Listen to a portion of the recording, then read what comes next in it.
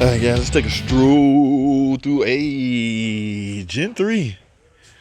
This is Durango. Remember guys, Gen 3 showed up 2016. Uh-oh, plug wise out. Can y'all say misfire?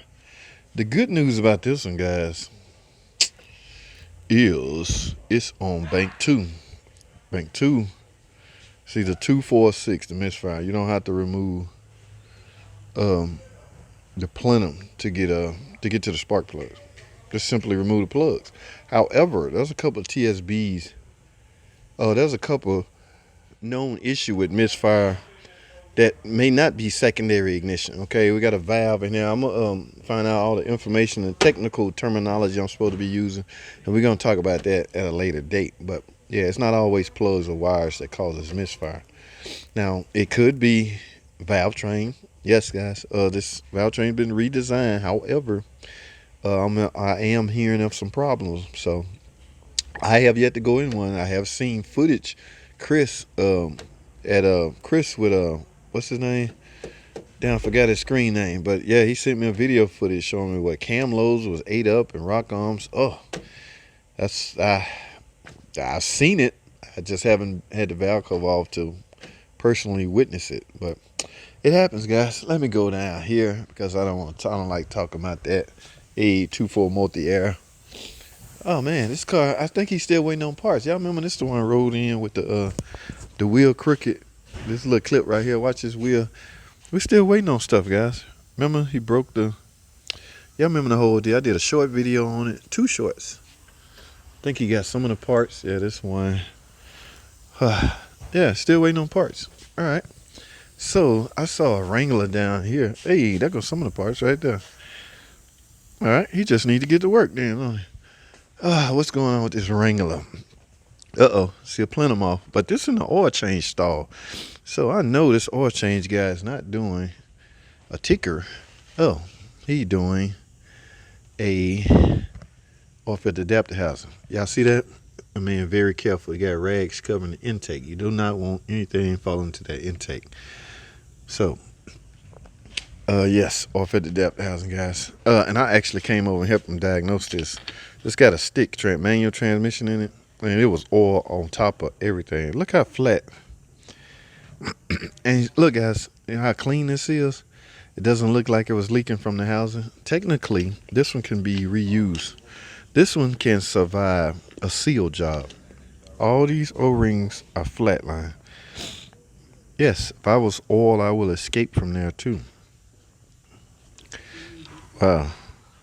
Every last one of them is flat. The new O-ring package. Watch this video right here where I repaired one. I overhauled one. Mine came back because my housing was cracked. But this looked bone dry and looked like, yeah, this is a keeper here. In fact, I may just keep it. When I have one, I can sell it as a used off at the adapter housing and just spend $15 for the seal kit and reseal it. In other words, we can call it a reconditioned off at the adapter housing. All right. In fact, where's the box? I'm keeping this. Yeah, a lot of customers but I still stand by a warranty, guys. Don't get me wrong. When I sell customers reconditioned off at the adapter housing, I warranty it the same. I'm talking about Brothers Motors right now. But yeah, we can't do this at a dealership or anything like that. But I still offer the same warranty I would if I put on a new one, as if I sell a reconditioned one. I'm gonna find the box, hang on to this, get an O-ring kit, and sell this 3 times cheaper than the original, and sell it as a reconditioned unit, guys. I can say, ma'am, I have one reconditioned. I offer the same warranty. I'm sure they'll take it. So, in fact, this is going with me. Let's go. Now, I was looking for the box because I really wanted to put this. Oh, there's no box because he ain't got the new part yet. But we're going to take this on down here.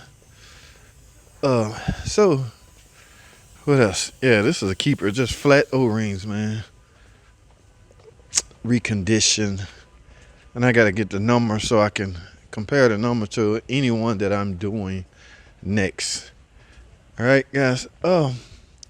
What I got going on down here, I'm down on my end right now. Y'all know about the Avenger or 200. I'm a little upset that they got me a freaking Use or not use aftermarket water pump. Y'all know I'm a big OEM guy. I already did a video on this, or I haven't uploaded yet, but I'm doing one. I'm a big OEM guy. I'm no fan of this crap. Although I need to watch my mouth. CarCrest may want to sponsor me one day, so I'm not gonna bad mouth car. And guys, let me say this. I got coolant too, cause see, now there are multi-year coolant out there. In other words, coolant that's being sold from the standpoint, well, it would work in any car. All right, but here we go in what it calls for. And guys, I was shocked too. This is a 2013 Avenger or 200. It calls for the 10-year. My man at the parts department looked it up and verified it. Okay, I was like, "Are you sure? I think it's supposed to be orange, the 5-year." He said, based off the VIN, this car take the 10-year coolant. I was under the impression that the 10-year go in 2014 and up. I think it's got something to do with that build date production year thing. Okay, but anyway, let's get in the 10-year purple and a new water pump. I'm going to lose coolant when I do it. Remember, guys, good coolant will help prolong the life of your water pump. That's right. So now the good news about this, and I'm a big fan of this, I say this all the time. Any parts company that will offer this, yes, guys, I'm convinced they will put some quality in building it, right?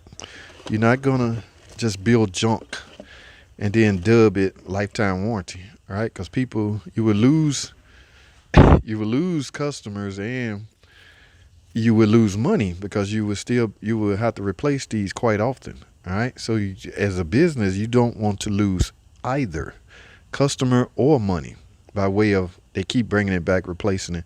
Yeah, you offer a lifetime warranty on this. You better put some quality into building it. Like I want to hope this bearing water pump is really bearing dependent. Yes, there are some impellers in there. Right here, this plastic piece, this is what pushes the coolant throughout the coolant system. It's a vicious cycle, guys. Coolant goes through the radiator, the heater hoses, the heater core, back around to the intake. Yes, a vicious cycle. So there's a lot riding on the operation of this water pump.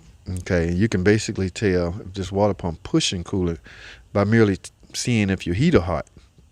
Okay, if your heater hot, chances are coolant is being pushed through the cooling system.